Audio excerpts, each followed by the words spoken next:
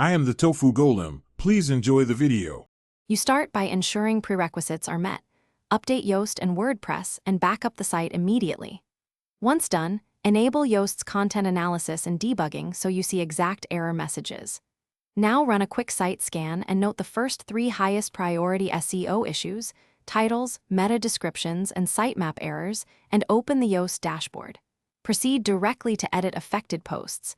That gives you real-time feedback. This approach prevents guesswork and lets you act on concrete, prioritized items.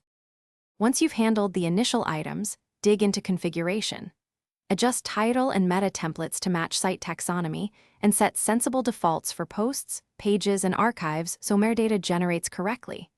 Regenerate the XML sitemap and test it in Google Search Console. Make sure only intended URLs are indexed. Then audit canonical tags, noindex settings, and redirect chains.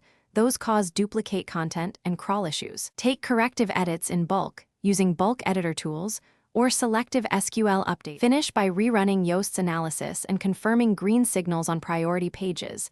That verifies your fixes worked.